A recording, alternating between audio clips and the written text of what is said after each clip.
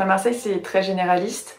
Le parcours se fait en 3 ans. Donc en première année, c'est que du tronc commun. On a une dizaine de matières et ça parcourt un peu tous les domaines. Donc c'est une formation, comme je disais, principalement basée sur la physique. On fait beaucoup de physique, beaucoup de choses qui sont faites aussi en SI, en prépa. On fait principalement de la mécanique, des structures, des matériaux, de l'automatique avec de l'informatique. Il y a de l'énergétique, de la thermique, de l'aérodynamique, de la mécanique des fluides aussi, beaucoup. Donc on a 2 ans d'enseignement commun à tous les élèves. Et ensuite une spécialisation à faire en troisième année. Pour compléter au niveau du cursus, il y a plusieurs possibilités. Il y a la possibilité de faire une césure. On est amené à faire des césures. Il y a à peu près un tiers de la promo qui en fait une. On peut faire des césures février. Donc ça nous laisse pas mal de possibilités. On peut également faire des doubles diplômes.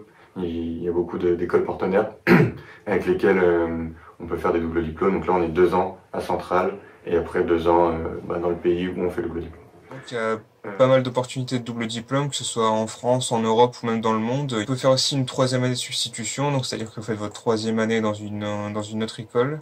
Quelle que soit votre filière de prépa, vous entrez à l'UTC en troisième année, c'est-à-dire qu'il vous reste 3 ans à faire ou 6 semestres.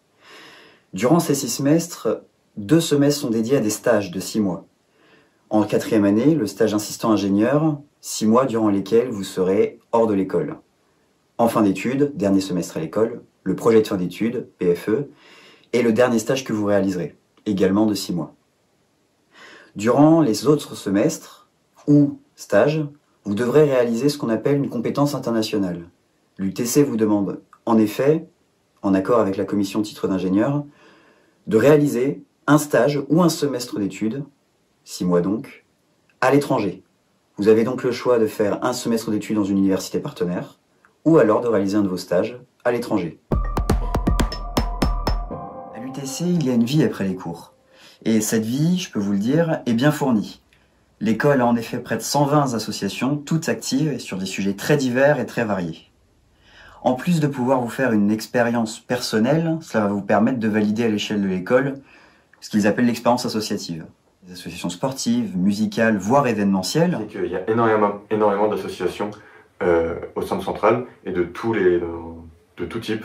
Donc c'est-à-dire il y en a qui seront tournés un petit peu business, il y en a qui seront tournés vie de l'élève, il y en a qui seront tournés organisationnels, donc ça va être plus informatique, électronique et autres, donc qui vont tourner sport. Et là ça va être un peu dans tout ce qui est social et autres. Et on nous encourage vraiment à participer à ces associations parce que à travers les assos on va apprendre plein de choses et on a tous à peu près 2-3 assos dans lesquels on a investi. C'est une école qui est plutôt pas mal pour faire de la recherche aussi, pour partir dans la recherche, puisque au sein même de l'école, il y a 2 laboratoires de recherche, donc où dedans, à l'intérieur, il y a 110 doctorants.